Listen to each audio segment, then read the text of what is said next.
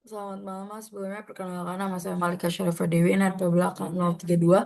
Pada kesempatan kali ini saya tuh akan mendeklarasikan, mendemokan pengerjaan modul 5. Nah, di sini tuh saya mau klarifikasi dulu bahwa saya membuat database-nya, bukan, saya membuat ulang lagi karena MySQL saya itu error. Jadi saya harus install dulu PHP-nya, terus saya download lagi. Nah, waktu mau saya coba cek triggernya, ternyata tuh database-nya tuh hilang semua. Jadi saya harus ngisi ulang lagi. Terus saya harus buat prosedur, saya harus buat function lagi. Jadi tadi saya ulangin lagi buat itu.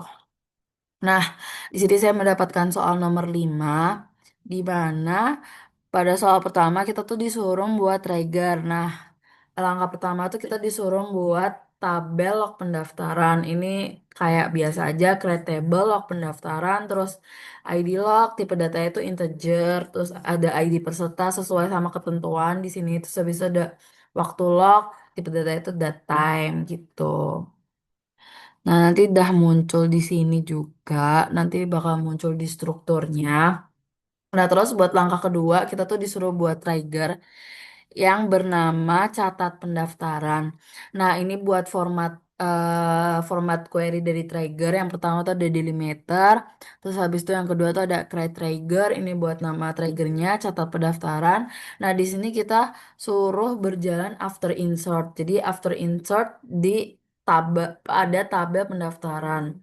Terus selanjutnya insert into di sini di log pendaftaran, terus kita manggil ID peserta, ID kelas, sama waktu log tadi.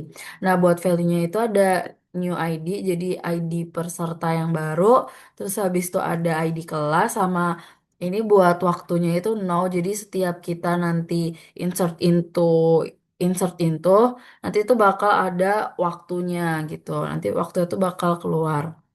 Seperti itu. Terus delimiter. Nah, kita coba aja buat cek ininya. Itu insert into pendaftaran. Oh, terus kita di itu ada apa aja? Lupa lagi. Ada ID peserta sama ID kelas. ID peserta. Jadi kita bisa lihat nih. Nih aku.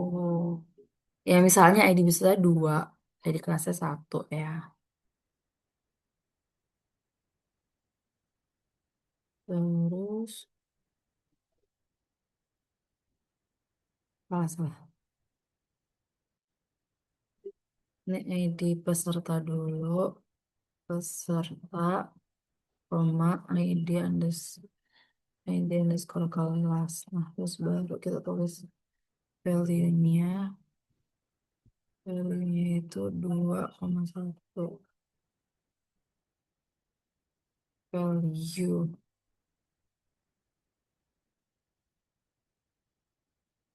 Ini nanti kita langsung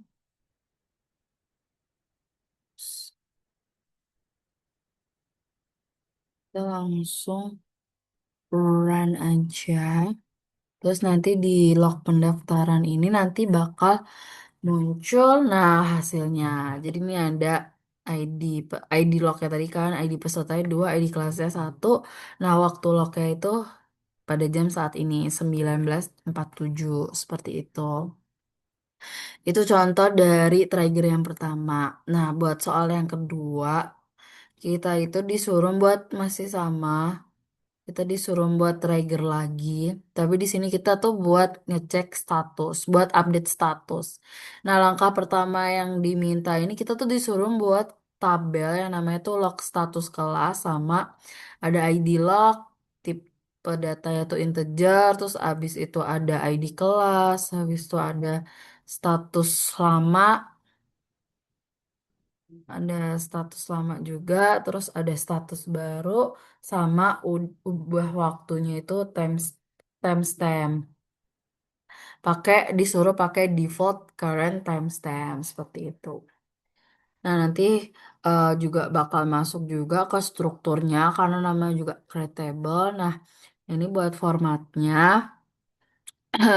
Jadi kita tuh disuruh buat trigger, namanya itu catat perubahan. Di sini create trigger, perubahan status. Setelah itu ada uh, disuruh after update pada tabel kelas. Di sini after update on class gitu pada tabel kelas. Nah, di sini ada if else-nya di mana status lama itu tuh tidak sama dengan status baru.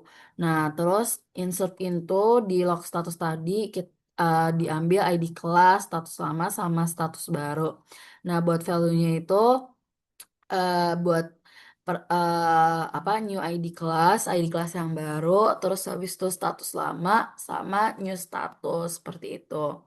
Nah, ini and if karena tadi ada if-nya jadi harus pakai and if terus delimiter seperti itu. Nah, buat cara manggilnya ini aku copy aja deh. Kita kita bisa lihat di tabel kelas ini. Udah nggak kamu? Kita bisa. Nah, ini kan ada pada ID kelas nomor 4 ini kan tutup. Nah, ini kita bisa ubah statusnya jadi buka. Seperti itu nanti kita coba dulu. Oh, atau kita juga bisa buka. Harus sebentar loading. Cancel.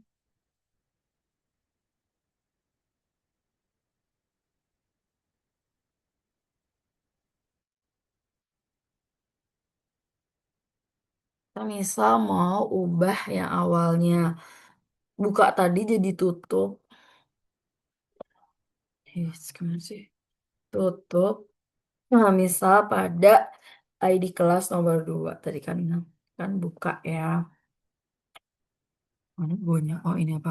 Terus di chat go, terus kita lihat tinggal di status. Nah, di sini ada waktu ubahnya sama yang status awalnya buka jadi tutup. Nah, kalau misalnya mau ngubah dari yang tutup ke buka itu juga bisa. Sama aja ini misal update kelas, set status. Jadi ini buat ngeset statusnya. Yang awal ini buat ngeset status yang baru, terus where ID kelas tuh di mana ID kelasnya. Nah, ini aku langsung go in aja, terus cek loading lagi.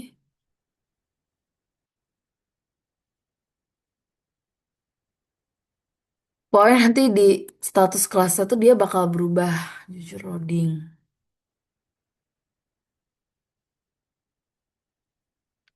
Nah, sudah.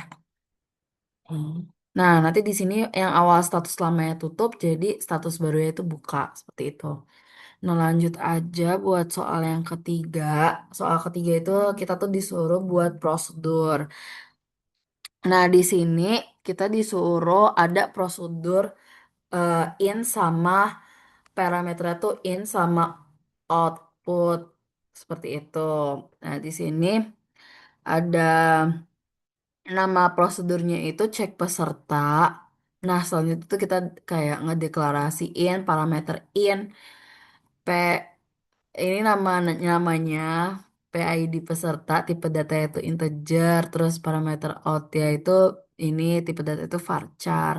Nah, if axis ini di sini tuh dicek apakah di dalam select ini ada nggak hasilnya. Kalau misalnya nanti ID pesertanya ketemu, nanti tuh dia bakal nge-output peserta ditemukan. Jadi kayak dia ke ID peserta dari tabel peserta seperti itu. Nah, sedangkan kalau misalnya nggak ditemukan, nanti itu bakal outputnya itu peserta tidak ditemukan seperti itu.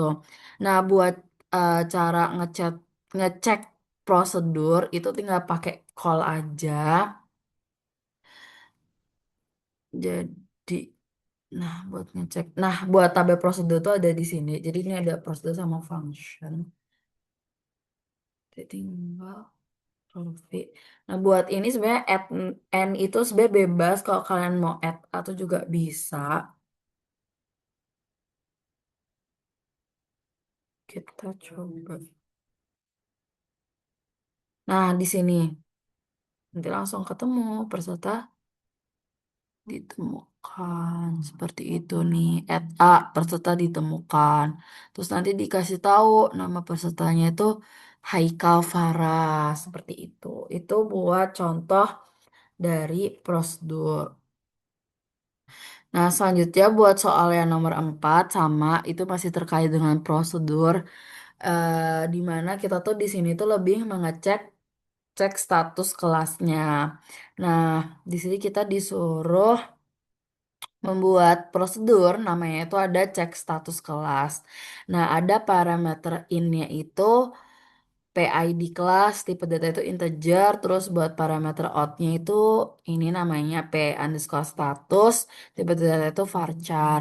Nah, seperti yang saya bilang, Axis itu buat ngecek apakah di dalam selectnya ini ada ada apa? Ada statusnya kayak ada dia tuh kayak ngecek gitu, dia buka atau tutup. Nah, buat ngecek kelas itu tuh ada atau enggak, mohon maaf. Nah, kalau misalnya nggak ada tuh dia bakal output kelas tidak ditemukan. Seperti itu. Nah, kita cek aja. Ini contoh buat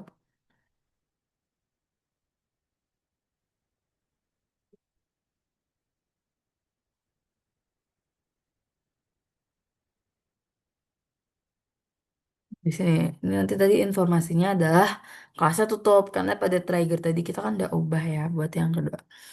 Nih, jadi nanti bakal nge-infoin kalau misalnya cek status yang itu tuh bakal tutup seperti itu. Nah, buat misalnya nih di kelas itu nggak ada, nggak ditemukan, itu tuh ya cek aja. Kalian tinggal cek aja nih kalau misalnya, aduh, ya apa sih? Kalau misalnya kelas itu, langsung aja lah sininya. Ini aku ketik 10 ya, sebenarnya ada ya. Tadi juga 10. Enggak aku. Nanti hasilnya bakal nih. Kelas tidak ditemukan. Jadi ini kalau misalnya ID kelas itu tidak ditemukan, nanti bakal output seperti itu. Nah, selanjutnya buat soal nomor 5 itu kita tuh disuruh buat function. Mana nomor 5 aku? Oh, ini apa? Nah, di sini kita buat function. Nah, kalau misalnya di function ini kita tuh harus nge-returns juga. Nah, di sini pertama kita buat create function, kita disuruh ngehitung sesi. Di sini ada create function hitung sesi dalam kurung parameternya itu ada p underscore id kelas tipe data itu integer. Nah, ini buat returnnya itu nanti bakal hasil itu integer. Nah, declare ini kita mendeklarasikan jumlah. Jika kita mau menjumlahkan sesinya, jadi kita ngedeklarasiin namanya itu jumlah, tipe data itu integer. Nah, select count itu buat menambahkan jumlah from sesi di setiap ID kelasnya. Seperti itu. Nanti bakal nge-return jumlah. Contoh aja.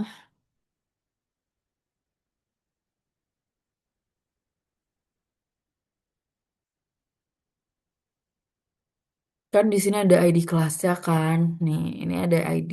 Nanti bakal dihitung lewat sini. Jadi bisa kita isi, salah loh. Kita cek dia pakai select hitung sesi 2. Hitung sesi 2 di sini bakal keluar 2. Betul, karena di sesi ini kalau dilihat dari ID kelasnya tuh ada 2 kan. Nih, ada ini. Jadi nanti bakal keluar 2 sesi seperti itu. Nah, kalau misalnya outputnya itu bakal 0, kalau misalnya hitung sesi keluarnya 0, di sini kan nggak ada ID kelas 4. Jadi kita misal aja kita cek hitung sesi di ID kelas yang keempat. Nah, di situ bakal 0. Kenapa? Karena di tabel sesi itu tuh nggak ada ID kelas nomor 4 seperti itu. Nah, buat yang terakhir, soal nomor 6 kita tuh juga sama. Kita disuruh buat function, namanya itu hitung lunas. Sama returnnya itu nge-return integer, terus habis itu kita ngedeklarasiin jumlah, karena kita kan mau jumlah.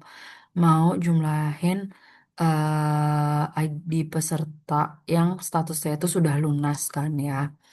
Nah, di sini tuh ya udah sama aja sih kayak select, nambah kalau misalnya udah lunas. Terus nanti nge-returnnya itu jumlah. Nah, ini tinggal cek hasil aja.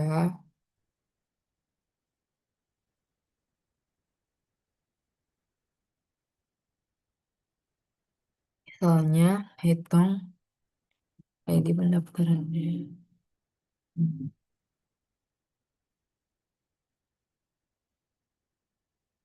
Misalnya di ID peserta eh,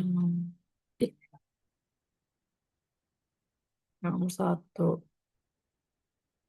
Nah, di sini terhitung lunas. Kita bisa lihat di tabel peserta.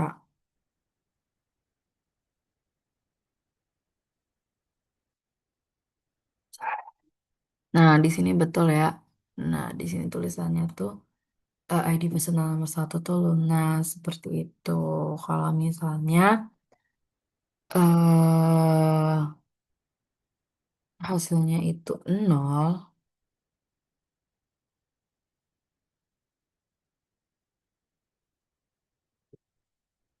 contoh itu kayak gini.